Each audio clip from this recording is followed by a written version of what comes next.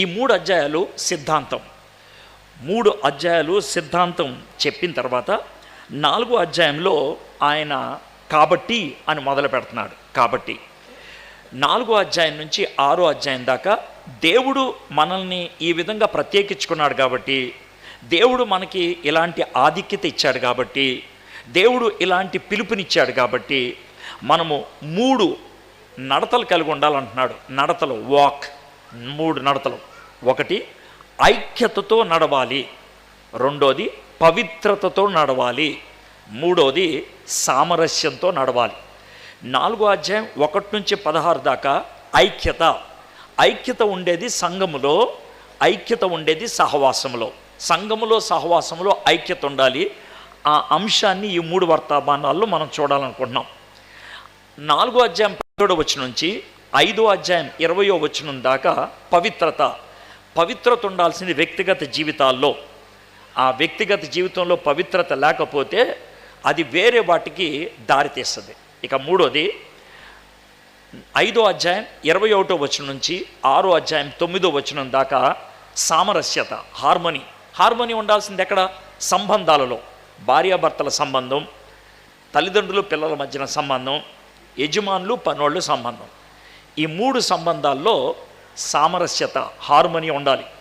Unity, purity, harmony. ఈ 3 ఉంటే కనుక మనం ఈ ట్రైపాడ్ అంటే ఈ కెమెరా పెట్టారే స్టాండ్, 3 కాళ్ళ స్టాండ్, ఆ 3 కాళ్ళు చక్కగా నేలకు ఆనుకున్నాయి కాబట్టి కెమెరా నిలబడగలుగుతుంది. మనము సాతాను ముందు నిలబడగలుగుతాం, సాతాన్ని మనం ఎదిరించగలుగుతాం, సాతాను మీద విక్టరీ సాధించాలనేది ఎఫెసీయులకు రాసిన పత్రిక యొక్క ప్రాముఖ్యమైన విషయం.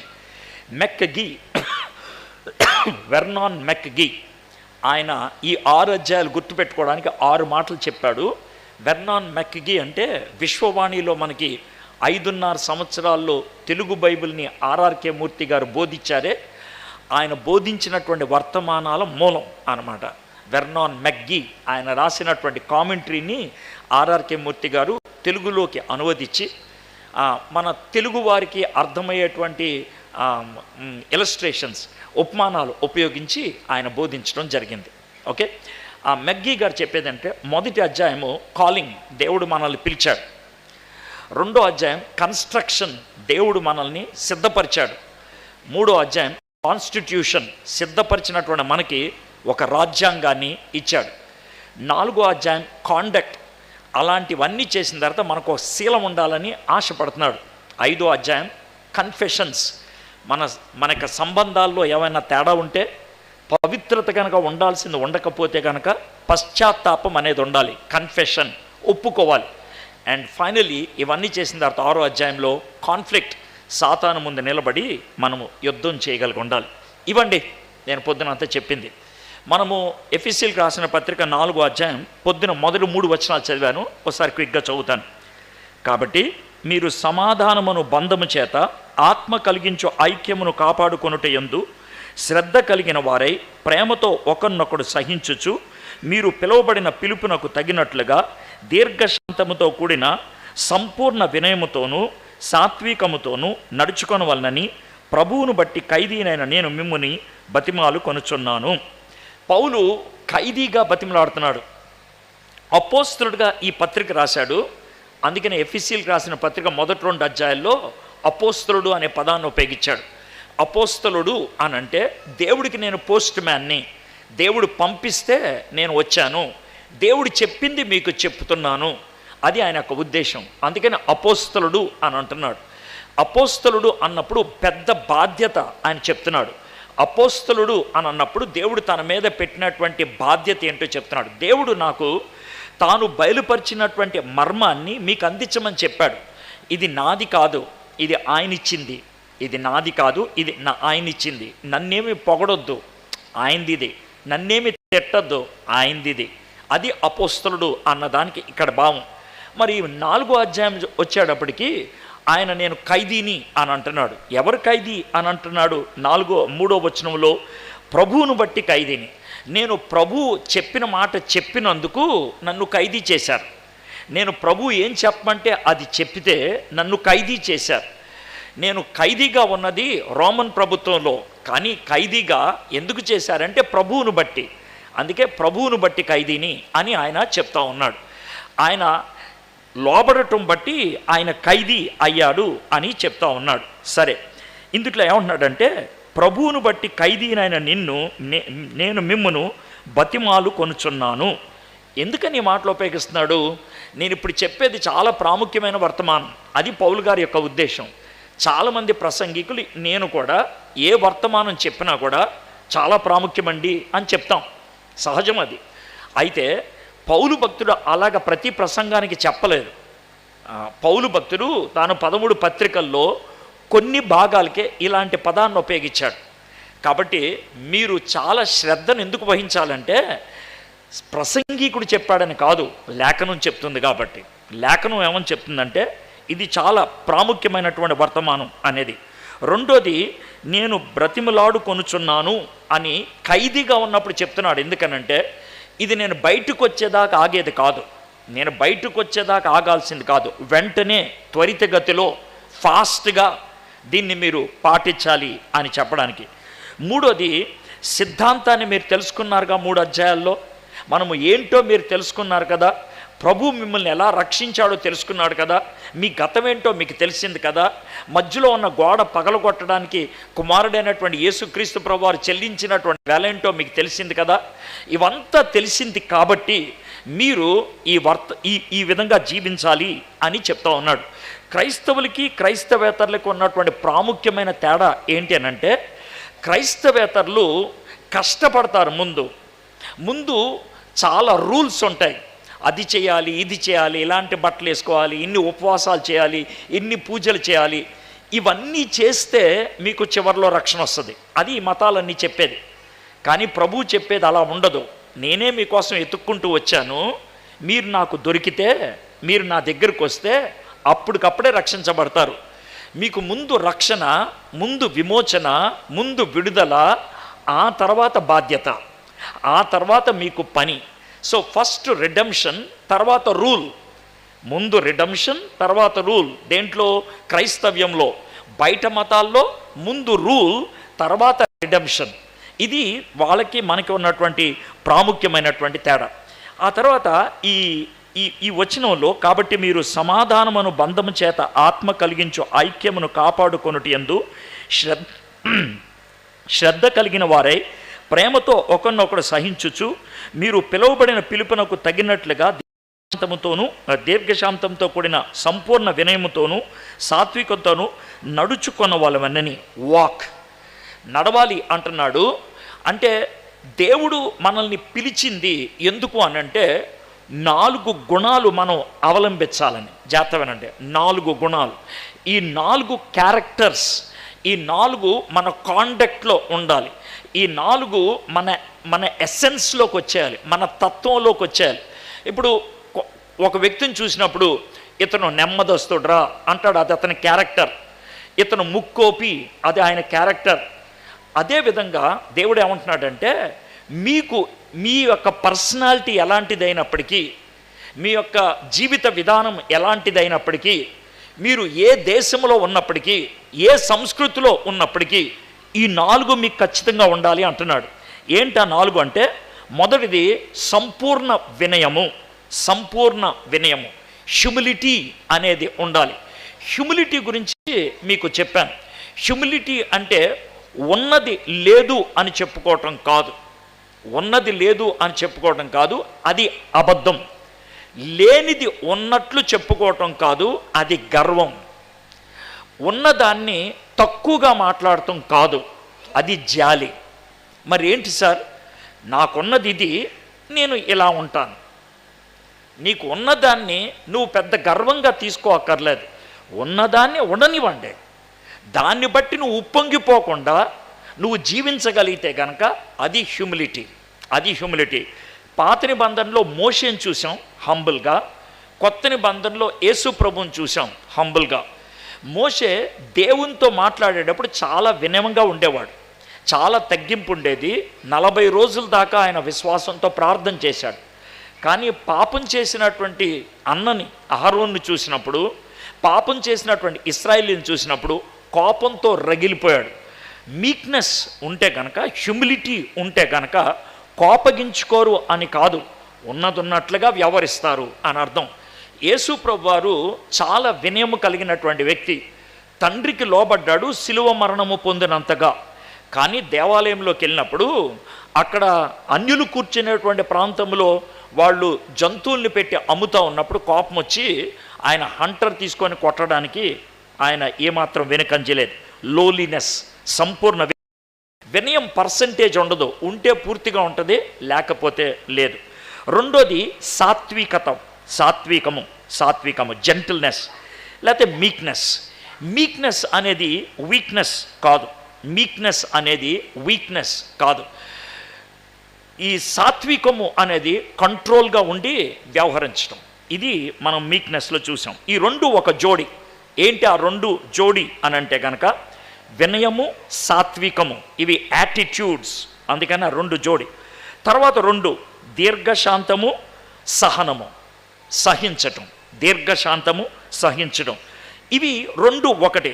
హ్యూమిలిటీ ఉన్నప్పుడు, మీక్నెస్ ఉన్నప్పుడు, వినయం ఉన్నప్పుడు, సాత్వికము అనేది ఉన్నప్పుడు దీర్ఘశాంతం అనేది ఉంటుంది, ఓపిక అనేది ఉంటుంది. ఓపిక మనం పడతాం. అంతేకాదు ఒకరి ఎడల ఒకరు ప్రేమ కలిగి సహిస్తాం. అంటే అవతల వ్యక్తి తప్పు చేసినా కూడా మనము అదే విధంగా ఉంటాం. నేను ఒక చిన్న ఉదాహరణ చెప్తాను. ఒకసారి ఒక చోట, అది అమెరికాలో, ఒక చోట వాక్యం చెప్తా ఉంటే 16-17 ఏళ్ళు ఉంటే కుర్రోడు, 16-17 ఉంటే కుర్రోడు, అతను వాళ్ళ అమ్మకి నాన్నకి మధ్యన కూర్చొని ఉన్నాడు. వెనకాల ఒక 100-120 మంది ఉండుంటారు మీటింగ్లో. నేను చాలా గంభీరంగా మాటలు చెప్తా ఉన్నాను. ప్రతి 5 నిమిషాలకి 6 నిమిషాలకు ఒకసారి అరుస్తాడు ఆ కుర్రోడు, మధ్యలో కుర్రోడు. పాపం తండ్రి కానీ తల్లి కానీ ఆ బాబుని ఇలా అంటారు. ఆ బాబుకి ఒక ఐప్యాడ్ ఇస్తారు. దాన్ని మళ్ళీ ఎలా అంటే కనుక అతను చూస్తూ ఉంటాడు. మళ్ళీ 6-7 నిమిషాలకి మళ్ళీ అరుస్తాడు. నాకు కొన్నిసార్లు ఇరిటేషన్ వచ్చింది. ఎందుకో వద్దులే అనేసి కొంచెం అలాగే ఉండి ప్రసంగం అయిపోయిన తర్వాత వెళ్ళి మాట్లాడితే నాకు బాధ అనిపించింది. ఎందుకు బాధ అనిపించిందంటే ఆ తల్లిదండ్రులకు ఉన్నటువంటి సహనం నాకు అప్పుడు అర్థమైంది. ఆ బాబుకి ఆటిజం ఉన్నది.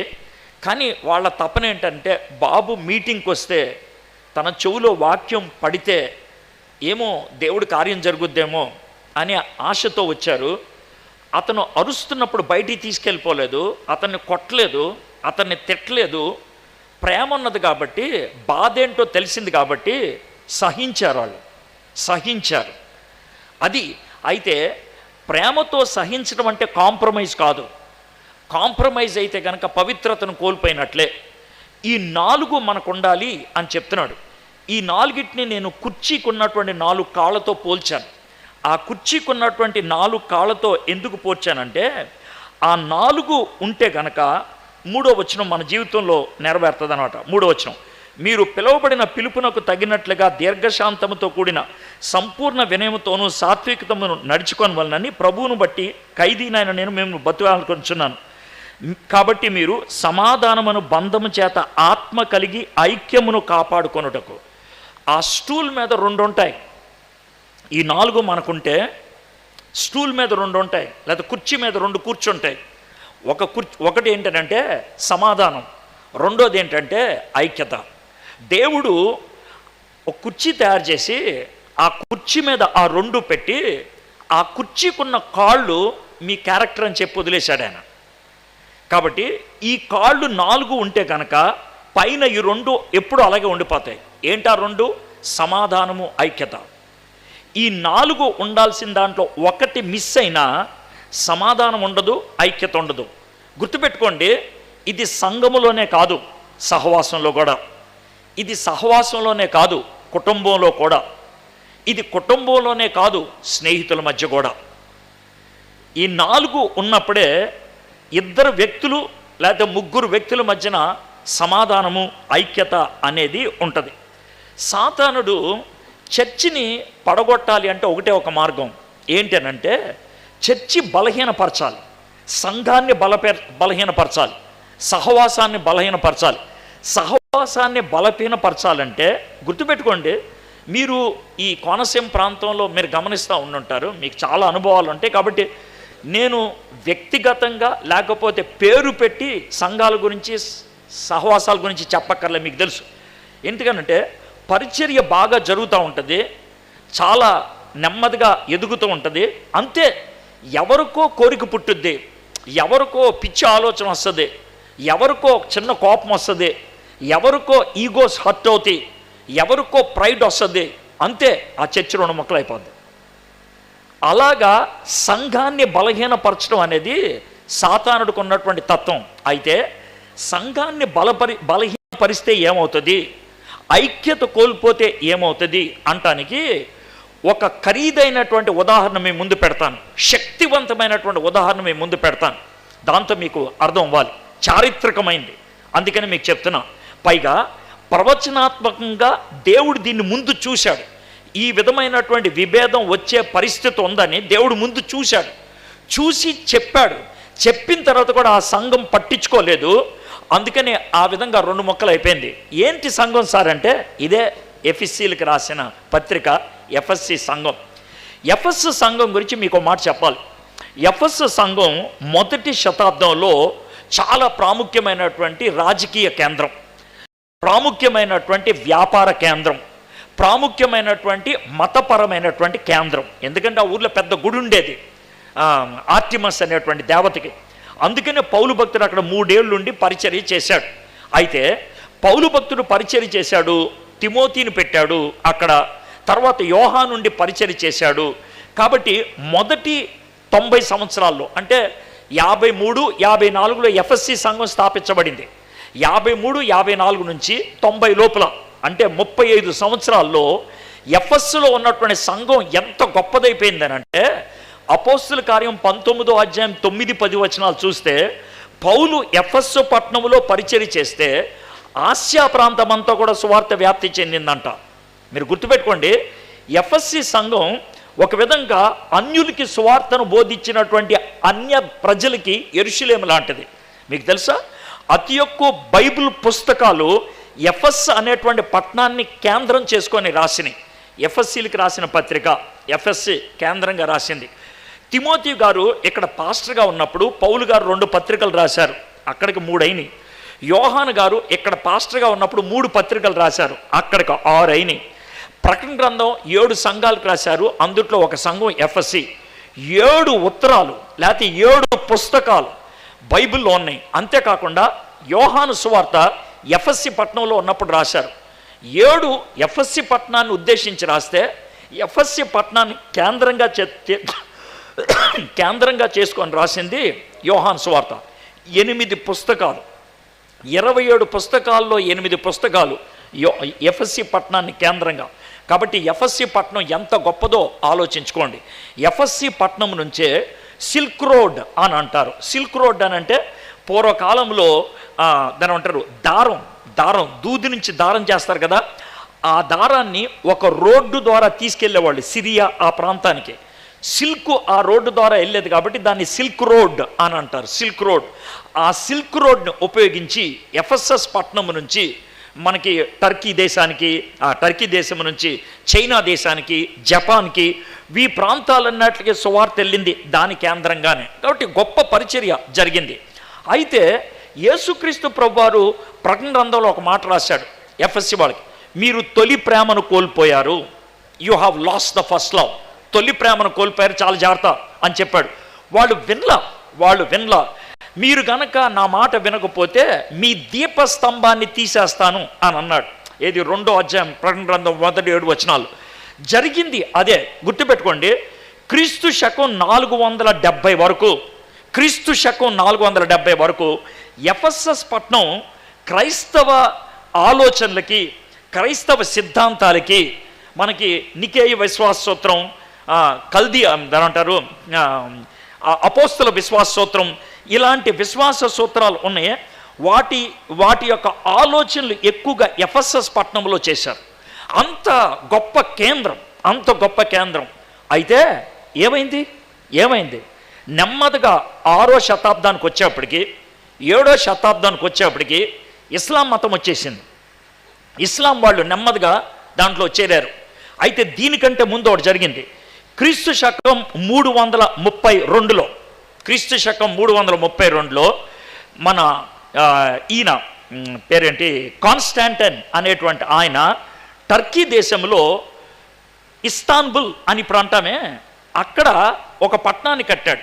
ఆయన పేరున కాన్స్టాంటినోపిల్ అని కట్టి ప్రపంచంలో అతి పెద్ద దేవాలయం కట్టాలని పూనుకున్నాడు ఆయన 332లో. ఆ దేవాలయము 532లో పూర్తయింది. 200 సంవత్సరాలు పట్టింది ఆ దేవాలయం కట్టడానికి. 200 సంవత్సరాలు. చాలా పెద్ద దేవాలయం, చాలా ఖర్చుతో కూడినటువంటి దేవాలయం. ఆ దేవాలయం పేరు హ్యాగియో సోఫియా. హ్యాగియా సోఫియా ఆ దేవాలయం పేరు. హ్యాగియా అంటే హోలీ, సోఫియా అంటే విజ్డమ్, జ్ఞానం. కాబట్టి పరలోకపు జ్ఞానం, పరిశుద్ధపు జ్ఞానం అన్నట్లు పెద్ద చర్చి కట్టారు. ఆ చర్చి పూర్తి చేసినటువంటి చక్రవర్తి పేరు జస్టీనియన్. 532లో పూర్తి చేశాడు ఆయన. గుర్తుపెట్టుకోండి, 532లో ఆ దేవాలయం పూర్తయినప్పుడు ప్రపంచంలో అతిపెద్ద క్రైస్తవ దేవాలయం ఏది అని అంటే కనుక హ్యాగియా సోఫియా అని చెప్పేవాళ్ళు. అయితే ఇప్పుడు మీకు తెలుసా, అది ఇప్పుడు ఒక మసీదు. ఇప్పుడు అది ఒక మసీదు. ఎంత ఘోరం అనంటే దాని గోడల్లో క్రైస్తవ చిత్రాలు అమర్చారు. గోడలోనే, అంటే గోడ సిమెంట్ వేస్తారు కదా, ఆ సిమెంటే క్రైస్తవ చిత్రాలు. అంటే ఏంటి? యేసు ప్రభుని సిలువేయటం, యేసు ప్రభుని కొట్టడం, యేసు ప్రభు ఆరోహణం అవటం, ఇవి గోళ్ళకి వాళ్ళు అమర్చేశారు. అవి తీస్తే గోడ పడిపోద్ది, అందుకే తీయలేరు. అందుకే ఏం చేస్తారు తెలుసా, వారమంతా కూడా ఎగ్జిబిషన్ కోసం కర్టన్ తీస్తారు.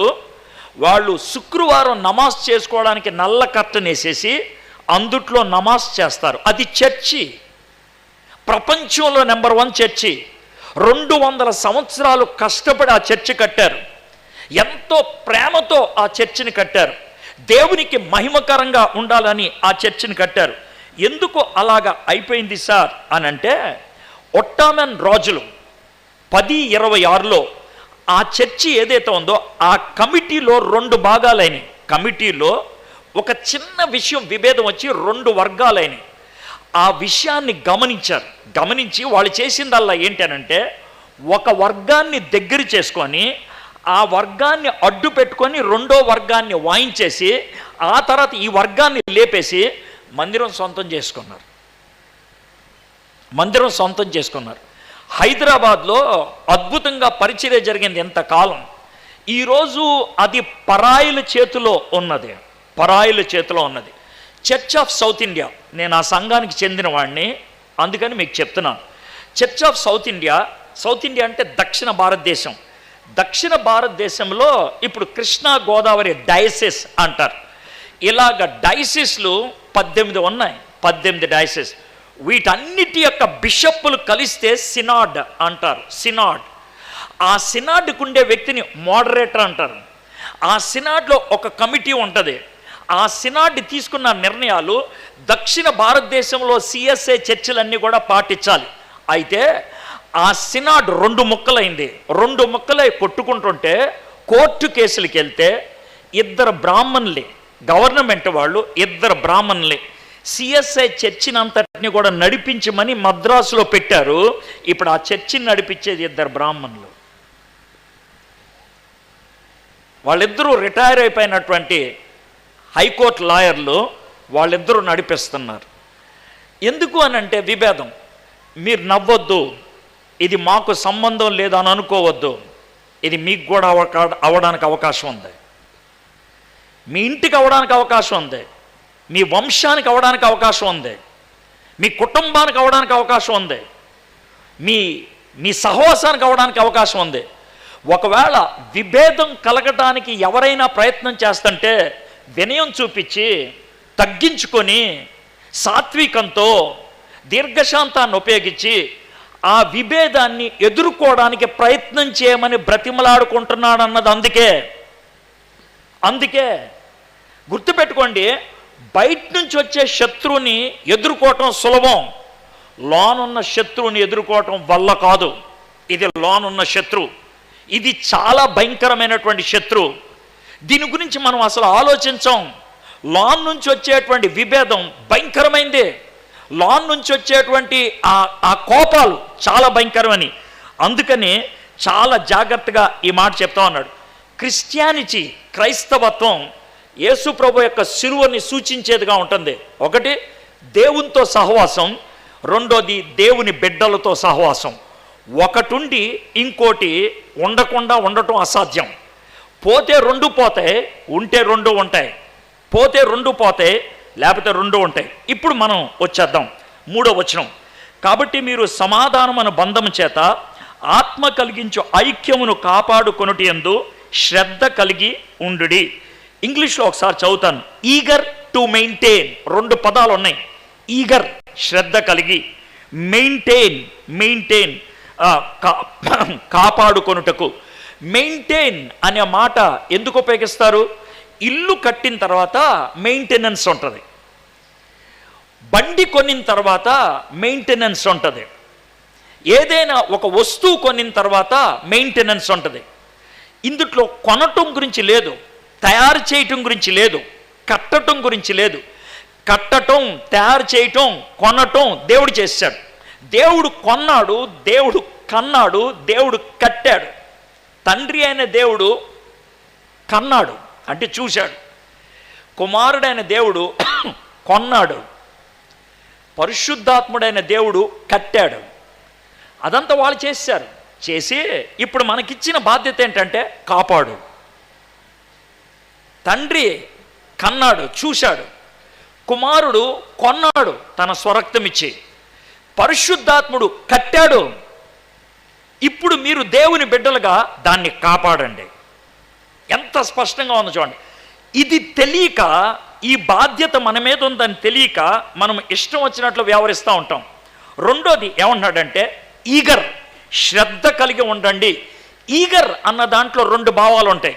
ఒకటి ఏంటంటే ఇమీడియట్, అర్జెంట్. రెండోది ఏంటంటే నువ్వు ఏదో ఆషామాషిగా చేసే పని కాదు, ఏదో సరదాగా చేసేది కాదు, దాని గురించి నువ్వు చాలా సీరియస్గా తీసుకోవాలి అని చెప్తున్నాడు. ఇదండి మొదటి 3 వచనాలు. ఇప్పుడు మనం 4వ వచనం నుంచి 6వ వచనం దాకా మనం చూడబోతున్నాం. దీంట్లో మనం ప్రాథమికంగా ద కన్స్ట్రక్షన్ ఆఫ్ క్రిస్టియానిటీ చూస్తాం. క్రైస్తవ సహవాసాన్ని దేవుడు ఏ విధంగా కట్టాడో చూస్తాం.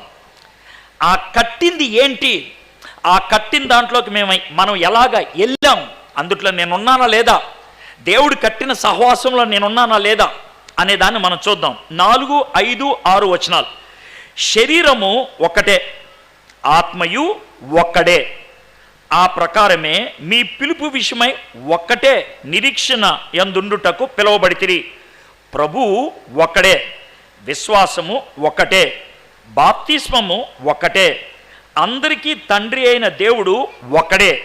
ఆయన అందరికి పైగా ఉన్నవాడై అందరిలోనూ వ్యాపించి అందరిలో ఉన్నవాడు. మీకు తరచుగా కనబడుతున్న పదం ఏంటి? ఒకటి, ఒకటి, ఒకటి 7 సార్లు కనబడుతుంది. 7 సార్లు. అయితే ఈ 7 సార్లు మీరు జాగ్రత్తగా గమనిస్తే 3 సార్లు డే, ఒక్కడే. 3 సార్లు డే, ఒక్కడే. 4వ వచనంలో ఆత్మ ఒక్కడే, 5వ వచనంలో ప్రభువు ఒక్కడే, 6వ వచనంలో తండ్రి ఒక్కడే, లేకపోతే దేవుడు ఒక్కడే. ఈ 3 వ్యక్తులు, జాగ్రత్త వినండి, ఈ 3 వ్యక్తులు కొంచెం నెమ్మదిగా చెప్తున్నా, ఇది మీ మనసులో కూర్చోవాలి. ఒకటి, ఈ వర్తమానం అయిపోగానే లేచి నుంచోండి, ప్రార్థన చేయండి అని అంత త్వరితగతిలో ఏదో అయిపోతుందని నేను అనుకోను. ఇది ఆ జాతి కాదు, ఆ జాతి కాదు. ఇదేంటంటే జీవితాంతం ఉండాల్సినటువంటి సత్యం. ఇది ఉంటే కనుక మనం కంట్రోల్గా ఉంటాం. ఇది యాంటీబయాటిక్ లాంటిది, జండు బామ్ కాదు. జండు బామ్ అయితే ఇమీడియట్ రియాక్షన్ ఉంటుంది, యాంటీబయాటిక్ నెమ్మదిగా పనిచేస్తుంది. ఓకే, ఇది ఆ జాతి కాబట్టి నెమ్మదిగా ఇది వర్కౌట్ అవుతుంది. కాబట్టి చెప్తున్నాను, పరిశుద్ధాత్ముడు ఒక్కడే, ప్రభువు ఒక్కడే, తండ్రి లేకపోతే దేవుడు ఒక్కడే. ఈ ఐక్యత త్రిత్వ దేవుళ్ళలోంచి పుట్టుకొచ్చింది. త్రిత్వదేవుడు అంటే ఏంటి? 3 వ్యక్తులు ఉన్నారు. ఎవరో పరిశుద్ధాత్ముడు అనే ఒక ఆయన ఉన్నాడు, ప్రభువు అనే ఒక ఆయన ఉన్నాడు, దేవుడు లేకపోతే తండ్రి అనే ఇంకో ఆయన ఉన్నారు, ముగ్గురు ఉన్నారు. ఈ ముగ్గురు వ్యక్తులు, కానీ ఈ ముగ్గురు ఒకటై ఉన్నారు అని అంటారే. ఎందుకంటారంటే ఆ ముగ్గురికి ఒకే తత్వము, ముగ్గురు ఒకే తత్వం కలిగిన వాళ్ళు. అందుకనే త్రీ అంటే ముగ్గురు, ఏకతత్వం ఒకే తత్వం కలిగిన వాళ్ళు, త్రియేక దేవుడు. ఈ ట్రైపాడ్, దీని పేరు ట్రైపాడ్. ట్రై ఎందుకన్నారంటే 3 కాళ్ళు ఉన్నాయి. పాడ్ ఏకవచనం ఎందుకు ఉపయోగించారంటే అది హోల్డ్ చేసేది, పట్టుకునేది, అది మోసేది ఒక కెమెరాని. అందుకే దాని పేరు ట్రైపాడ్. 3 ఉన్నాయి కాళ్ళు. ఈ 3 కాళ్ళు ఒకే ఎత్తు ఉంటాయి, ఒకే లావు ఉంటాయి, ఒకే మటీరియల్తో తయారు చేశారు. ఈ 3 కాళ్ళకి ఏమాత్రం వ్యత్యాసం ఉండదు. ఆ 3 కాళ్ళు తండ్రి, కుమార, పరిశుద్ధాత్మ. తండ్రికి కుమారుడికి తేడా ఏమీ లేదు, కుమారుడికి పరిశుద్ధాత్ముడికి తేడా ఏమీ లేదు, పరిశుద్ధాత్ముడికి తండ్రికి తేడా ఏమీ లేదు. తత్వం ఒకటే, కానీ వాళ్ళ పనులు వేరు. అందుకనే ఒకడే అనేది 3 ఉంటే ఒకటే అనేది 4 ఉన్నాయి. ఒకటే అనేది 4 ఉన్నాయి. ఏంటి ఆ 4 ఒకటే అనేది ఏంటి చూద్దాం. మొదటిది ఒక శరీరం. ఒక శరీరం. ఈ ఒక శరీరం ఎవరిని బట్టి వచ్చింది? ఒక ఆత్మను బట్టి. ఒకే నిరీక్షణకు పిలుపు, ఒకే విశ్వాసం, ఒకే బాప్తిసం. ఈ 3 ఎవరిని బట్టి? ప్రభువును బట్టి. మనందరం ఒకే కుటుంబంలోకి పిలువబడ్డాం. మనందరం ఎందుకని? మనందరికి ఉన్నది ఒకటే తండ్రి. సో ఇక్కడ మనం ప్రాముఖ్యంగా నేర్చుకోవాల్సింది ఏంటంటే మనల్ని పిలిచినటువంటి త్రిత్వ దేవుడు ఒకటై ఉన్నాడు. తండ్రి, కుమార, పరిశుద్ధాత్మ. వారి ముగ్గురులో ఎప్పుడు విభేదాలు లేవు. వాళ్ళు ఒకటిగా వాళ్ళు వ్యవహరించారు. యేసుక్రీస్తు ప్రభువారు తన యొక్క పనిని బట్టి, తన యొక్క నిర్ణయాన్ని బట్టి తాను స్వచ్ఛిత్తంగా కుమారుడిగా ఈ లోకంలోకి వచ్చి శిలువ మీద చచ్చిపోదామని నిర్ణయించుకున్నప్పుడు ఎవరికి తల ఒగ్గాడు? తండ్రికి తల ఒగ్గాడు. కాబట్టి మీక్నెస్, హ్యూమిలిటీ ఎవరి దగ్గర నుంచి నేర్చుకుంటావు? కుమారుడి దగ్గర నుంచి నేర్చుకుంటావు. ఫార్బెరెన్స్ ఎవరి దగ్గర నేర్చుకుంటావు? కుమారుడి దగ్గర నుంచి నేర్చుకుంటావు. లాంగ్ సఫరింగ్ ఎవరి దగ్గర నుంచి నేర్చుకుంటావు? కుమారుడి దగ్గర నుంచి నేర్చుకుంటావు. సీ జీసస్ను చూస్తే తండ్రితో ఆయన ఏ విధంగా వ్యవహరించాడో, పరిశుద్ధాత్ముడిని ఏ విధంగా ఇంట్రడ్యూస్ చేసి పరిశుద్ధాత్ముడికి బాధ్యత అప్పగిచ్చేశాడో. బ్యూటిఫుల్. కాబట్టి మనం మన దేవుణ్ణి ఎంత బాగా అర్థం చేసుకుంటే క్రైస్తవ సహవాసంలో అంత సులువుగా మనం జీవించగలుగుతాం, అంత సులువుగా. అయితే కొంచెం ఫాస్ట్గా ఇవి ఒక్కొక్కటి మనం చూడటానికి ప్రయత్నించాం. శరీరము ఒక్కటే. శరీరము అనే పదం అలంకారప్రాయంగా ఉపయోగించారు. ఎందుకని ఉపయోగించారంటే శరీరంలో రకరకాలైనటువంటి అవయవాలు ఉంటాయి.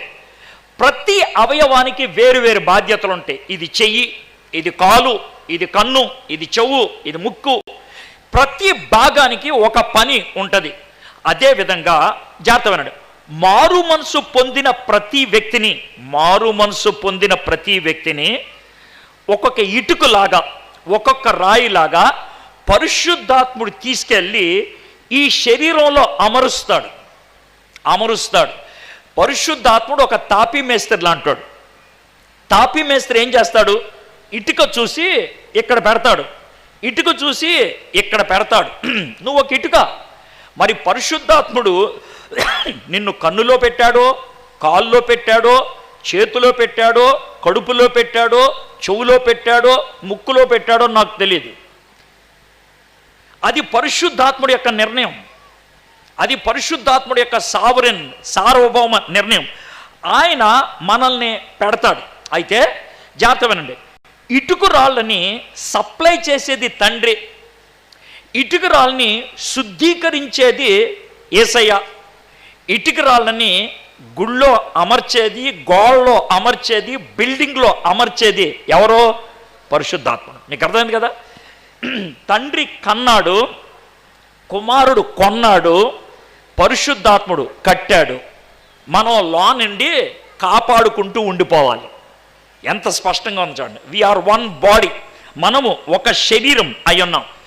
తండ్రి ఆర్కిటెక్ట్, ఆయన రూపకల్పన చేశాడు. మరి జీసస్ క్రైస్ట్ కాంట్రాక్టర్, పరిశుద్ధాత్ముడు బిల్డర్. ఆయన బిల్డర్ అంటే సార్ ఎందుకు సార్ ఇలాంటి ఉదాహరణలు చెప్తున్నారంటే మీకు అర్థం అవడానికి. అర్థమైందా? ట్రోలింగ్ చేయదలుచుకున్న వాళ్ళు చిన్న మొక్క తీసుకొని జీసస్ క్రైస్ట్ని కాంట్రాక్టర్ అన్నాడని ఒక మొక్క చూపిస్తారు. ఆ ముందేం చెప్పారు వెనకేం చెప్పారు చెప్పరు. అర్థమైందా? దాంతో వెనకాల ఇన్ని బూతులు ఆడతారు. అర్థమైందా? మనం అర్థం అవడానికి ఉపయోగించేటువంటి పదజాలాలు కాబట్టి మీరు అర్థం చేసుకుంటే పర్లా. ఆ సోషల్ మీడియాలో ఏం నడిస్తే అది వదిలేయండి. అయితే ఈ సంఘం, ఈ శరీరం ఉన్నదే జాగ్రత్తమని, ఇది కంటికి కనబడదు. ఇప్పుడు ఇది GDM church, Sakinetipalli GDM church, తర్వాత అంతర్వేదిపాలెం ఐపీసీ చర్చ్, లేకపోతే అడ్డాలపాలెం లోదరన్ చర్చ్. ఇవన్నీ చర్చిలే. ఇవి కంటికి కనబడేటువంటి స్థానిక సంఘాలు. నేను దాని గురించి మాట్లాడుతున్నా. ఇది కంటికి కనబడనటువంటి సార్వత్రిక సంఘం. ఈ సార్వత్రిక సంఘాన్ని బాడీ అని అన్నారు. సార్ ఈ సంఘం ఎప్పటికీ మనకు కనబడదా? ఈ సార్వత్రిక సంఘం ఎప్పుడు కనబడుతుంది. ఎప్పుడు కనబడుతుంది అంటే అయితే మనం రిజరెక్ట్ అవ్వాలి, లేకపోతే ర్యాప్చర్ అవ్వాలి. యేసు ప్రభు వచ్చే టైంకి బతుకుంటే ర్యాప్చర్ అవుతాం, అంతకంటే ముందు చచ్చిపోతే రిజరెక్ట్ అవుతాం. అందరూ రిజరెక్ట్ అవ్వరు, అందరూ ర్యాప్చర్ అవ్వరు. ఎవరవుతారు? సంఘంలో ఉన్నవాళ్లే. సార్ మీరు విసికించదు సార్, మీరు సంఘంలో ఉన్న వాళ్ళే అవుతారు అంటున్నారు, కానీ అందరూ అవరు అంటున్నారు. ఇప్పుడు దాకైతే అది అర్థం చేసుకోండి, తర్వాత మనం నెక్స్ట్కి వెళ్తే కనుక అర్థమవుతుంది. ఇక్కడ దాకా మీకు అర్థమైంది కదా. ఇప్పుడు వన్ స్పిరిట్, ఒకటే శరీరము, ఒక్కడే ఆత్మ. పరిశుద్ధాత్ముడు ఏం చేస్తాడు మీకు చెప్పాను కదా. పరిశుద్ధాత్ముడు ఆ శరీరంలో ఉండే ఎలిమెంట్స్ ఏంటి, ఆ గోడలో ఉండే ఇటుకలేంటి, ఆ మందిరంలో ఉండే పరికరాలు ఏంటి, ఆయన నిర్ణయించేవాడు కదా. ఇప్పుడు ఆయన చేసే పని ఏంటో చెప్తాను, జాగ్రత్త. ఇది చాలా ప్రాముఖ్యమైన విషయం. ఏంటనంటే పరిశుద్ధాత్ముడు వ్యక్తులని, ఆయన ఒక్కొక్కళ్ళని, అంటే ఇటుకలు ఒక్కొక్కటి తెచ్చుకుంటారు కదా కట్టేవాడు, ఒక్కొక్కళ్ళని ఆయన గెలుచుకొని ఆ మందిరంలో చేరుస్తాడు. ఎలాగ చేస్తాడు? ఇప్పుడు ఇలాంటి మీటింగ్ జరుగుతూ ఉంటుంది. ఏం జరుగుతుందో మీకు చెప్తాం. ఇలాంటి మీటింగ్ జరుగుతూ ఉంటుంది. వర్తమానికుడు పాపం గురించి గట్టిగా మాట్లాడాడు, యేసు ప్రభు గురించి స్పష్టంగా మాట్లాడాడు, యేసు ప్రభు దగ్గరకు రండి అని చాలా ఖండితంగా మాట్లాడాడు. ఈ విధంగా మాట్లాడుతున్నప్పుడు పరిశుద్ధాత్ముడు పనిచేయడం మొదలు పెడతాడు. ఎలా పనిచేస్తాడంటే మొదట పోలీసోళ్ళ పనిచేస్తాడు. ఎలాగా? పోలీసోడు చేసే పని ఏంటంటే ప్రశ్నించడం.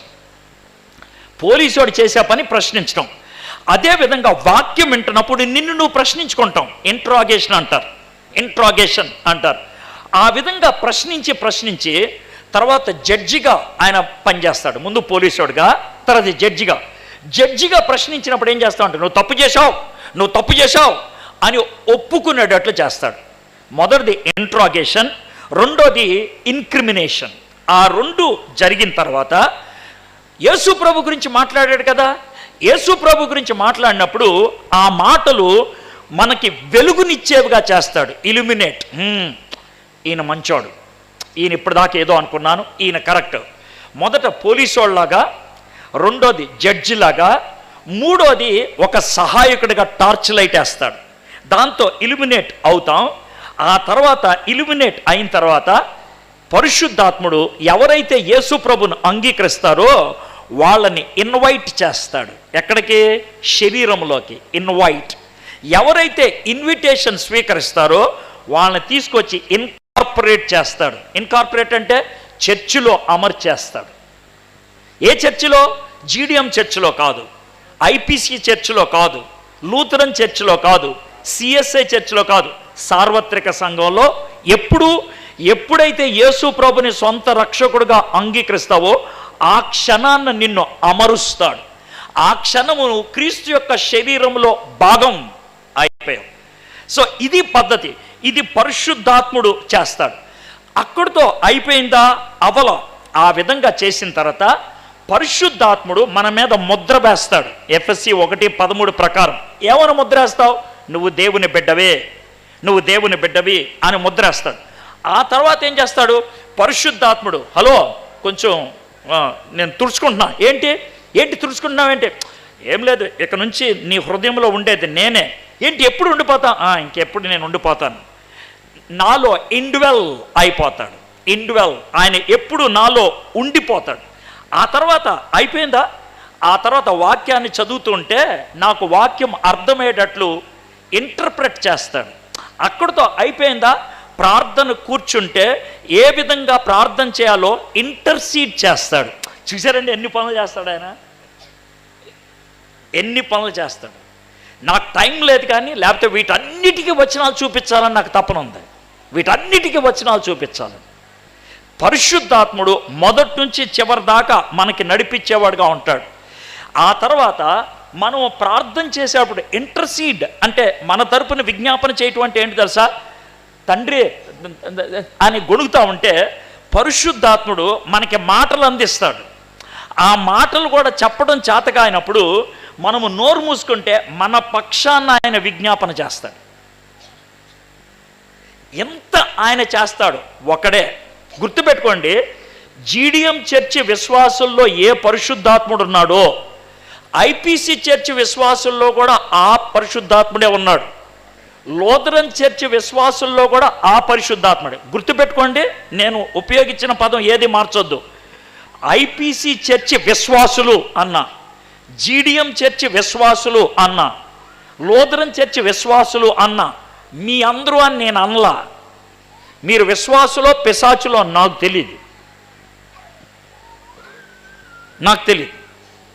అది మీకు తెలియాలి, పరిశుద్ధాత్ముడికి తెలియాలి. నాకు తెలియదు. విశ్వాస అయితే కనుక అదే పరిశుద్ధాత్ముడు ఉంటాడు, లేకపోతే ఉండడు అన్నా. సో ఒక శరీరం అయిపోయింది, ఒక ఆత్మ అయిపోయింది. తర్వాత పిలుపు విషయమై ఒకటే నిరీక్షణ ఎందుండుటకు పిలువబడితే కట్టేది సంఘం, కట్టేది పరిశుద్ధాత్ముడు. సంఘాన్ని కట్టడానికి పరిశుద్ధాత్ముడు చేసే పని ఏంటనంటే యేసు ప్రభు దగ్గరికి పిలుస్తాడు మనల్ని. పరిశుద్ధాత్ముడే. ఈ పిలుపు నిరీక్షణ. అయ్యా, నువ్వు ప్రభు దగ్గరకు వస్తే నిన్ను నిలబెడతాడు ఆయన, ప్రభు దగ్గరకు వస్తే నిన్ను రక్షిస్తాడు అని ఆ పిలుపుని ఇస్తాడు ఆయన. ఒకే పిలుపు. గుర్తుపెట్టుకోండి, ప్రపంచంలో ఆఫ్రికాకి వెళ్ళినా, ఐరోపా ఖండంకి వెళ్ళినా, అంటార్కిటికాకి వెళ్ళినా పరిశుద్ధాత్ముడు ఇచ్చేది ఒకే పిలుపు. ఆ పిలుపు ఒకే యేసయ్య దగ్గరికి, ఒకే యేసయ్య దగ్గరికి. మనం యేసయ్యకి వేరువేరు రంగులు వేయవచ్చు, యేసయ్యకి వేరువేరు భాషల్లో వేరువేరు పేర్లు పిలవచ్చు, కానీ వ్యక్తి మాత్రం ఒకడే. అక్కడికి ఆయన మనల్ని పిలుస్తాడు. ఒకడే ప్రభు మనకున్నాడు.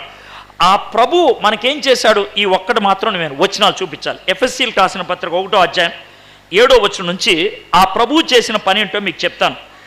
దేవుని 1వ అధ్యాయం 7వ వచనం, దేవుని కృపా మహదైశ్వర్యమును బట్టి ఆ ప్రియుని యందు ఆయన రక్తం వలన, యేసుప్రభు యొక్క రక్తం వలన మనకు విమోచనము, రిడెంప్షన్ అనగా మన అపరాధములకు క్షమాపణ, ఫర్గివ్నెస్ మనకు కలిగి ఉన్నది. 8-9 కాలము సంపూర్ణమైనప్పుడు జరగవలసిన ఏర్పాటును బట్టి ఆయన తన దయా సంకల్పం చొప్పున తన చిత్తమును గూర్చిన మర్మమును మనకి తెలియజేసి, రెవల్యూషన్ మనకి ఆయన రిడెంప్షన్, విమోచన ఇస్తాడు.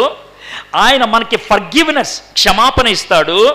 మనకి కావాల్సినటువంటి ప్రత్యక్షత ఆయన మనకి అనుగ్రహిస్తాడు.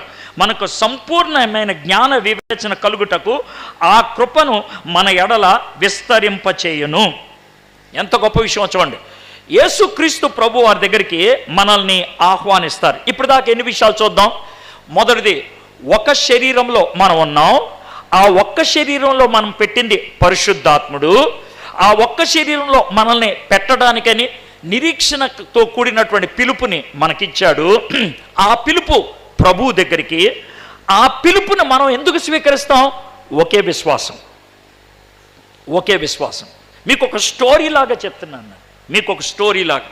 ఇక్కడ పౌలు భక్తుడు తనకున్నటువంటి తాత్విక జ్ఞానముతో పొడి పొడి అక్షరాల్లాగా చెప్పాడు, కానీ వరుస మాత్రం అద్భుతంగా చెప్పాడు. అందుకనే మీకు ఒక స్టోరీ లాగా చెప్తున్నాను.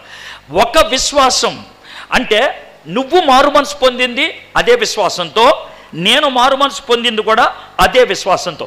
చాలామంది ఒక తప్పు చేస్తూ ఉంటారు సార్, తెలియక చేస్తారో ఏమో తెలియదు కానీ చేస్తూ ఉంటారు.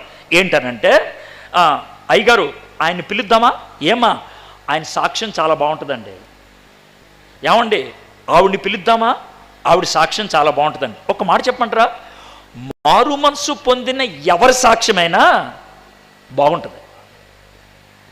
అర్థమైందా? మనమేమనుకుంటామంటే ఆ యొక్క మారు మనసులో నలుగురిని మర్డర్ చేశా, ముగ్గురిని రేప్ చేశా అని అంటే అది బాగుంటుంది అనుకుంటాం. అది విషయం కాదు. అయితే మీకు చిన్న సన్నివేశం చెప్తాను, బహుశా ఇదివరకు చెప్పుంటా. ఫిలడెల్ఫియా అనే ప్రాంతంలో అమెరికాలో ఒక పాస్టర్ గారు తన అనుభవాన్ని రాశారు. ఏంటనంటే, ఒకరోజు పరిచర్య జరిగింది, బల్ల కార్యక్రమం ఉంటుంది కదా, కమ్యూనియన్. ఆ కమ్యూనియన్కి వరుసగా మనుషులు ముందు పిలిచారు. ఆ చర్చి వాళ్ళు ముందుకొచ్చి తీసుకుంటారు. ముందుకొచ్చి వరుసగా మోకరిచ్చారు. మోకరిస్తే ఆయన ఇచ్చుకుంటూ వెళ్ళాడు. ఇచ్చుకుంటూ వెళ్తే ఒకళ్ళ తర్వాత ఒకళ్ళు ఇద్దరు కనబడ్డారు. వాళ్ళిద్దరిని చూసి ఈయన ఆశ్చర్యపోయాడు. వీళ్ళేంటి ఇద్దరు పక్క పక్కన ఉన్నారు, ఇద్దరు కూడా కమ్యూనియన్ తీసుకుంటున్నారు అని అనుకున్నాడు. తీసుకున్నాడు, వెళ్ళిపోయారు. వెళ్ళిపోతే అందరూ వెళ్ళిపోయారు. వెళ్ళిపోయిన తర్వాత ఆ ఇద్దరిలో ఒక ఆయన అయిపోయిన తర్వాత పాస్టర్ గారి దగ్గరకు వచ్చాడు. వచ్చి, పాస్టర్ గారు మీరు కమ్యూనియన్ ఇస్తుంటే నన్ను గమనించారు? గమనించాను.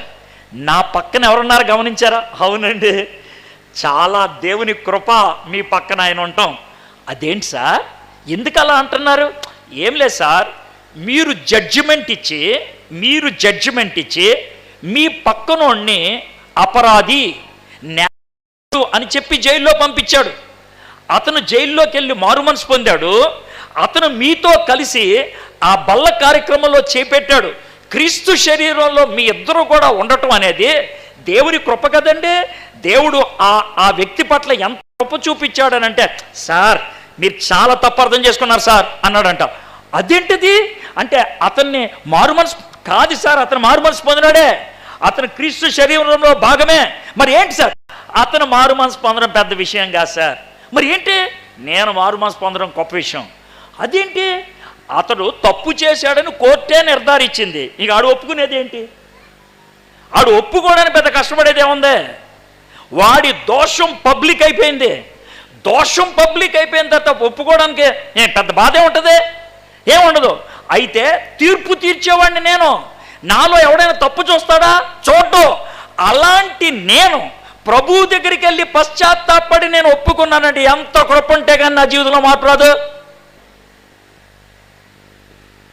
మీకు అర్థమైందండి? నాది ఎక్కువ కృప, నాకు చాలా కష్టం ప్రభువుని అంగీకరించడం. వాడు అంగీకరించడం ఎంత సార్? చాలా సులభం, చాలా సులభం. ఆల్రెడీ తీర్పు అయిపోయింది. వాడు దొంగడని తీర్పు అయిపోయింది. ప్రభా నేను దొంగడు ప్రభా అంటే పెద్ద కష్టమే ఉంది. నన్నేమో న్యాయమూర్తి అని అన్నారు, పెద్ద ముద్ర వేసి పడేశారు. నేను ప్రభు దగ్గరికి వెళ్ళి ప్రభా నేను న్యాయమూర్తిని కాదు దొంగడిని అని అంటే ఎంత కష్టం, ఎంత కష్టం. కాబట్టి ఇక్కడ కూర్చున్నటువంటి మీలో ఎవరైనా నేను చాలా మంచిదాన్ని అని అనుకుంటే మీకే ఎక్కువ కృప కావాలి. నేను చాలా మంచివాడిని అని మీరు అనుకుంటే మీకే ఎక్కువ కృప కావాలి. నేను వేస్ట్ దాన్ని అనుకుంటే పెద్ద అవసరం లేదు, మీరు వెళ్ళిపోతే సరిపోద్ది, పని అయిపోద్ది. కాబట్టి ఇప్పుడు మీకు అర్థమైందా? వన్ ఫెయిత్ అనేది అక్కడ మనకి అర్థమవుతుంది. ఇక లాస్ట్కి మనం చూసేది ఏంటంటే, వన్ బాడీ శరీరం ఒక్కటే, వన్ స్పిరిట్ ఆత్మ ఒక్కడే, వన్ హోప్ నిరీక్షణ ఒక్కటే, వన్ లార్డ్ ప్రభు ఒక్కడే, వన్ ఫెయిత్ విశ్వాసం ఒకటే, వన్ బ్యాప్టిజం. ఏ బ్యాప్టిజం గురించి మాట్లాడుతున్నారు? ఇది చిన్న క్లారిటీ ఇవ్వాలి. ఇక్కడ పౌలు ఉపయోగించినప్పుడు వన్ బ్యాప్టిజం అని అంటున్నప్పుడు ఏ బ్యాప్టిజం గురించి మాట్లాడుతున్నాడు? దీన్ని ఉపయోగించి ప్రజలు రకరకాలుగా చెప్పేటోళ్ళు ఉంటారు. సార్ నేను చిన్నప్పుడు బాప్టిజం తీసుకున్నా మళ్ళీ తీసుకోవచ్చా అంటే, బైబిల్లో వన్ బ్యాప్టిజం ఉంది సార్, తీసుకోకూడదని ఉంది. బైబిల్లో వన్ బ్యాప్టిజం. అది ఏ బాప్టిజం గురించి మాట్లాడారు. పౌలు భక్తులు ఉపయోగించినటువంటి ఆర్డర్లో ఆ బాప్తిసం పాస్టర్ గారు నేలల్లో ఇచ్చే బాప్తిసం కాదు. ఏంటి సార్ మీరు తప్పుడు బోధ చేస్తున్నారా? మీరు జాగ్రత్తమేనండి, వీళ్ళంతా వాక్యం బాగా తెలిసిన వాళ్ళు, అర్థమైందా? నేనేం తప్పుడు బోధ చేయట్లా. మనకి 2 బాప్తీసాలు ఉంటాయి. ఒకటి కంటికి కనబడే బాప్తీసం, ఇంకోటి కంటికి కనబడని బాప్తీసం. కంటికి కనబడనటువంటి బాప్తీసం గురించి ఇక్కడ మాట్లాడుతున్నాడు. ఏంటి ఆ బాప్తీసం? పరిశుద్ధాత్మ బాప్తీసం. పరిశుద్ధాత్మ బాప్తీసం. జాగ్రత్తమేనండి, బైబిల్లో పరిశుద్ధాత్మ బాప్తీసం గురించి 7 సార్లు రాశారు. మొత్తం 7 టైమ్స్, 7 సార్లే పరిశుద్ధాత్మ బాప్తిస్మము అన్నది బైబిల్ మొత్తంలో 7 సార్లే ఉంది. 4 సార్లు సువార్తల్లో, ఏది మత్తయి, మార్కు, లూకా, యోహాన్, 4 సువార్తల్లో మొదటి అధ్యాయంలో కనబడతాయి. ఈ 4 సువార్తల్లో మొదటి అధ్యాయంలో కనబడేటువంటి పరిశుద్ధాత్మ బాప్తిసం, బాప్తిస్మిచ్చి యోహాను ప్రవచనాత్మకంగా చెప్పింది. ఏమన్నాడంటే, నేను మీకు నీటితో బాప్తిస్మ ఇస్తున్నా, నా వెనక వచ్చేవాడు అగ్నితోనూ పరిశుద్ధాత్మతోనూ మీకు బాప్తిస్మం ఇస్తాడు అని 4 సార్లు 4 సువార్తల్లో ప్రస్తావించడం జరిగింది. ఇది 4. 5వది అపోస్తుల కార్యం 1వ అధ్యాయం 5వ వచనం.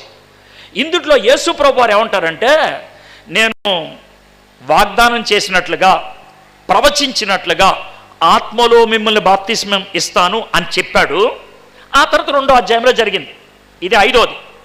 6వది అపోస్తల కార్యం 11వ అధ్యాయంలో పేతురు భక్తుడు కొర్నేలి ఇంటికి వెళ్ళినప్పుడు, అప్పుడు యోహాను చెప్పాడే, నా వెంట వచ్చేవాడు ఆత్మతో బాప్తిస్మం ఇస్తాడు, దాన్ని కోట్ చేశాడు. ఎవరు? పేతురు గారు. ఇక లాస్ట్ కొరింథీయులకు రాసిన మొదటి పత్రిక 12వ అధ్యాయం 12-13 వచనాలు. ఇక్కడ ఆత్మ బాప్తిస్మం అంటే ఏంటో స్పష్టంగా చెప్తున్నాడు. ఒకసారి చదువుతాను. కొరింథీయులకు రాసిన మొదటి పత్రిక 12వ అధ్యాయం 12-13 వచనాలు. ఎలాగు శరీరము ఏకమై ఉన్నను అనేకమైన అవయములు కలిగి ఉన్నదో, ఎలాగు శరీరము ఒక్క అవయములు అన్నియు అనేక అవయములు అయినను ఒక్క శరీరమై ఉన్నవో, అలాగే క్రీస్తు ఉన్నాడు. ఎలాగనగా యూదులమైనను గ్రీసు దేశస్థులమైనను దాసులమైనను స్వతంత్రులమైనను మనమందరము ఒక్క శరీరంలోనికి ఒక్క ఆత్మ యందే బాప్తిస్మము పొందితిమి, మనమందరము ఒక్క ఆత్మను పానము చేసిన వారం అయితిమి. గుర్తుపెట్టుకోండి, ఏ బాప్తిస్మమైనా 4 ఉంటాయి. ఎవరిచ్చారు, ఎవరికిచ్చారు, ఎందులో ఇచ్చారు, ఎందుకు ఇచ్చారు? మళ్ళీ చెప్తున్నా, ఎవరిచ్చారు, ఎవరికిచ్చారు, ఎందులో ఇచ్చారు, ఎందుకు ఇచ్చారు? ఇప్పుడు కొన్ని చర్చిల్లో అయితే ఎల్డర్స్, కొన్ని చర్చిల్లో అయితే పాస్టర్స్ బాప్తిస్మం ఇస్తారు. కాబట్టి ఎవరిచ్చారు? చర్చి ఎల్డర్ కానీ పాస్టర్ కానీ. ఎవరికి ఇచ్చారు? సార్ నేను మారుమనసు పొందాను సార్ అన్న వాళ్ళకి ఇస్తారు. ఎందులో ఇస్తారు? నీళ్లలో నీటితో. జాగ్రత్తమేనండి, నీళ్లలో నీటితో. నీళ్లలో ఇచ్చారంటే వాళ్ళు ముంచారని అర్థం, నీటితో ఇచ్చారంటే పైన చల్లారని అర్థం. అర్థమైందా? ఇది 3వది. 4వది ఎందుకు ఇచ్చారు? ఆ బాప్తిస్మం ద్వారా ఆనాటి నుంచి ఆ సంఘానికి వాళ్ళు ఏమవుతారు? సభ్యులు అవుతారు. ఆ సంఘానికి సభ్యులు అవడానికి ఇచ్చారు ఆ 4. అంతే. బాప్తిస్మం ఇచ్చి యోహాను కూడా ఇచ్చాడు బాప్తిస్మం. ఎవరిచ్చారు? యోహాను. ఎవరికిచ్చాడు? యూదులకే. ఎందుకు ఇచ్చాడు? పశ్చాత్తాపడినందుకు. దేంట్లో ఇచ్చాడు? నీళ్ళల్లో ఇచ్చాడు. అయితే ఇప్పుడు ఈ 4 ఏంటో చూద్దాం. ఈ 2 వచనాల్లో ఈ 4 ఏంటో చూద్దాం. మొదటిది చాలా సులభంగా అర్థమైంది ఏంటంటే, నీళ్ళల్లో ముంచితే నీళ్ళ బాప్తిస్మం. కానీ దీంట్లో ఏముంది? ఒక్క శరీరం అందే బాప్తిస్మం పొందితే. నీళ్లు లాగా ఇప్పుడు దేంట్లో బాప్తిస్మం పొందుతున్నారు? పరిశుద్ధాత్మలో. సార్ పరిశుద్ధాత్ముడు నీళ్ళ అనొద్దు, మీకు అర్థమవడం చెప్తున్నా. ఏ విధంగా నీళ్ళల్లో మునిగిపోతామో ఆత్మలో అలాగా ముంచుతారు. ఎవరిని ముంచుతారు? ఇక్కడ ఉంది.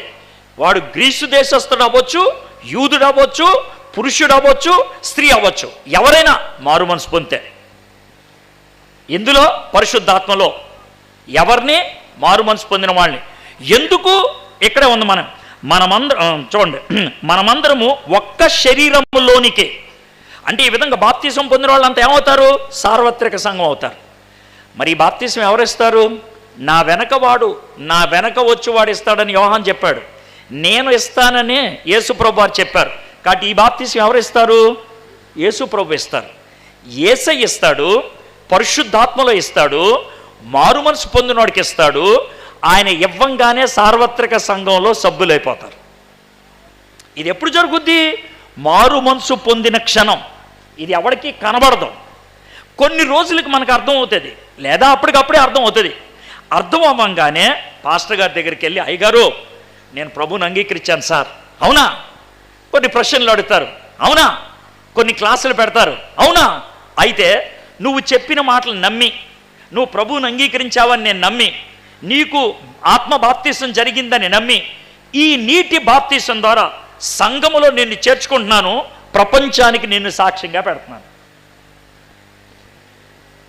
ఇదండి, ఇది విషయం. కాబట్టి పౌలు భక్తుడు ఆ బాప్తీసం గురించి ప్రస్తావించాడు. ఇక లాస్ట్ ఇది చూద్దాం. ఇప్పుడు దాకా మనం ఏం చూసాం? ఒక శరీరం, ఒక ఆత్మ, ఒక పిలుపు, ఒక ప్రభువు, ఒక విశ్వాసం, ఒక బాప్తీసం.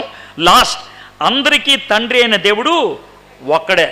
మనందరినీ ఆయన కన్నాడు. ఎఫెసీయులకు రాసిన పత్రిక 1వ అధ్యాయం 4వ వచనం చదువుతున్నాను. ఎట్లనగా తన ప్రియనియందు తాను ఉచితముగా మనకు అనుగ్రహించు తన కృపా మహిమకు కీర్తి కలిగినట్లు తన చిత్త ప్రకారమైన దయా సంకల్పం చొప్పున యేసుక్రీస్తు ద్వారా తనకు కుమారులుగా స్వీకరించుటకై మనలను ముందుగా తన కోసము నిర్ణయించుకొని మనము తన ఎదుట పరిశుద్ధమును నిర్దోషములు ఉండవలనని జగత్తు పునాది వేయబడక మునిపే ప్రేమ చేత ఆయన క్రీస్తులో మనల్ని ఏర్పరచుకున్నాం. ఇప్పుడు నువ్వు పుట్టావు, ఇప్పుడు నువ్వు పెరుగుతున్నావు, కొంతకాలానికి చస్తావు. కానీ ఒక్క మాట చెప్తున్నావు, నువ్వు పుట్టకముందే, మీ అమ్మ పుట్టకముందే, మీ తాత పుట్టకముందే, ఈ భూమి పుట్టకముందే దేవుడు నిన్ను ఏర్పరచుకున్నాడు. అందుకే ఇక్కడికి వచ్చి కూర్చున్నావు. అందుకే నువ్వు ఇక్కడికి వచ్చి కూర్చున్నావు. యేసు ప్రభు తండ్రి కన్నాడు నీ కోసం. క్రీస్తు ప్రభు వారు రక్తం కార్చేసి కొనేశాడు. ఇప్పుడు నువ్వు పరిశుద్ధాత్ముడికి అనుమతినిస్తే, పరిశుద్ధాత్ముడి పనికి నువ్వు ఒప్పుకుంటే, పరిశుద్ధాత్ముడి నీలో ఒప్పుదల కలిగినప్పుడు నువ్వు దాన్ని స్వీకరిస్తే, పరిశుద్ధాత్ముడి దగ్గర నువ్వు నోరు తెరిచి పాపాన్ని ఒప్పుకుంటే, యేసు ప్రభుని రక్షకుడిగా స్వీకరిస్తే నిన్ను ఆహ్వానిస్తాడు, నిన్ను శరీరంలో కలుపుకుంటాడు, నీలో ఉండిపోతాడు, నీకు వాక్యాన్ని అర్థమయ్యేటట్లు చేస్తాడు. నువ్వు ప్రార్థన చేసినప్పుడు నీ పక్కన కూర్చొని సహకరిస్తాడు. ఇవన్నీ జరుగుతాయి. కాబట్టి అసలు యాక్చువల్గా జరిగేది తిరగేసి, కానీ మనకు అర్థం అవడానికి అలా చెప్పాడు. ఫస్ట్ జరిగేది ఏంటి? తండ్రి ఏర్పరచుకోవటం. తండ్రి ఏర్పరచుకున్న వాళ్ళని సెకండ్ సీన్లోకి వచ్చేది ఎవరు? కుమారుడు. కుమారుడు ఏర్పరచుకున్న వాళ్ళందరి కోసం చచ్చిపోవటం. థర్డ్ ఫైనల్గా సీన్లోకి వచ్చేది ఎవరు? పరిశుద్ధాత్ముడు. ఆ పరిశుద్ధాత్ముడు నిన్ను నన్ను ఒక్కొక్కరిని తీసుకెళ్ళి కుమారుడి దగ్గర తీసుకెళ్ళి ఆ రక్తంలో కడిగి తండ్రి దగ్గరికి తీసుకెళ్ళి ఆ కుటుంబంలో చేర్చేస్తే పని అయిపోద్ది. అదండి సంఘం. అదండి సంఘం. ఆ సంఘంలో దేవుడు మనల్ని సభ్యులుగా ఉంచాడు. కాబట్టి ఇప్పుడు ఆయన అంటున్నాడు, కాబట్టి మీరు సమాధానమును బంధము చేత ఆత్మ కలిగించు ఐక్యమును కాపాడుకొనుట యందు శ్రద్ధ కలిగిన వారై. ఇప్పుడు ఆయన చెప్తుంది ఏంటంటే, మీరు ప్రేమతో, సహనముతో, వినయముతో మీరు ఆ ఐక్యతను కాపాడండి. ఆ ఐక్యతను కాపాడండి. అది ఆయన పేర్కొంటుంది. మీరు సమాధాన పడిపోండి. గొడవలు వస్తాయి, మనస్పర్ధలు ఉంటాయి, వ్యక్తులు కదా, కొంచెం వ్యతిరేక విషయాలు ఉంటాయి. అయితే గుర్తుపెట్టుకోండి, మొన్న పెళ్ళిలో మాట్లాడుతూ చెప్తా ఉన్నాను. పెళ్ళిలో ఈ ఉదాహరణ ఎందుకు తీసుకున్నానంటే, పెళ్ళి కొడుకు పాటలు పాడతాడని నాకు అప్పుడే అర్థమైంది. ఏంటంటే పెళ్ళి కొడుకే పాట పాడుతున్నాడు. నేను వెళ్తుంటే, నేను లోనికి వెళ్తుంటే పాట ఏమో పాడుతున్నారు. ఎవరు బాబు పాడుతుందంటే పెళ్ళి కొడుకే అన్నాడు. ఊరి బాబు సింగర్ అనమాట అనే విషయం అర్థమైంది. సో పెళ్ళి కొడుకు సింగర్ కాబట్టి సింగర్ భాషలో మాట్లాడితే బాగుంటుందని నాకు అర్థమైంది. పెళ్ళి కొడుకు సింగర్ కాబట్టి ఆయన ఒక ప్రశ్న అడిగా, తమ్ముడు సోలో పాడటం ఈజీయా, డ్యూయట్ పాడటం ఈజీయా అన్నా. మనోడు కొన్ని క్షణాలు ఆలోచించి డ్యూయట్ కష్టం సార్ అన్నాడు. ఏ అన్నా, సోలో అయితే మనకు కావాల్సిన పిచ్లో పాడుకోవచ్చు సార్, మనకు కావాల్సిన లెవెల్లో పాడుకోవచ్చు సార్, మనకు కావాల్సిన స్పీడ్లో పాడుకోవచ్చు సార్. మరి డ్యూయట్ అయితేనే పాట సక్సెస్ అవ్వాలంటే ఎవడ బాగా పాడతాడో ఆడు అడ్జస్ట్ అవుతాడు సార్. మీకు అర్థమైంది కదండి? ఎవడ బాగా పాడతాడో ఆడు అడ్జస్ట్ అవుతాడు. ఎవరు సీనియరో ఆడు అడ్జస్ట్ అవుతాడు. మీకు అర్థమైంది కదండి, ఎవరు సీనియరో ఆడు అడ్జస్ట్ అవుతాడు. జూనియర్ని పైకి రమ్మన్నాడు. మీకు అర్థమైందా? కాబట్టి భార్యాభర్తలైనా, లేకపోతే ఇద్దరు మెంబర్స్ అయినా, లేకపోతే ఇద్దరు సభ్యులైనా, ఒకవేళ నువ్వు సీనియర్ అనుకుంటే తగ్గు. నువ్వు సీనియర్ అనుకుంటే తగ్గు. అర్థమైందా? నువ్వు తగ్గట్లేదంటే జూనియర్ అని అర్థం అన్నమాట. నువ్వు బాగా ప్రగల్భాలు పలుకుతున్నావు అంటే జూనియర్ అని అర్థం అన్నమాట. అర్థమైందా? అవతలోడు నాకు అడ్జస్ట్ అవ్వాలి అన్నా అంటే కనుక నువ్వు జూనియర్. సీనియర్ అయితే జూనియర్కి ఏం చెప్పడో తగ్గుతాడు. నువ్వు నీ భార్యతో వేరు టైముల్లో నడుచుండి ఉంటావు, వేరు టైముల్లో. అర్థమైందా? కొన్ని టైములు చెప్పి నేను ముగిచ్చేస్తా. ఒకటి, పెళ్ళైన కొత్తలో రాసుకుంటూ నడుస్తూ ఉంటారు, ఇది కొత్త. అర్థమైందా? భార్యను పట్టుకొని బజార్లో నడుచుకుంటూ వెళ్తున్నావు, బట్టలు కొట్టి దాడుతున్నావు, చాలా స్పీడ్గా లాక్కొని వెళ్ళిపోతావు.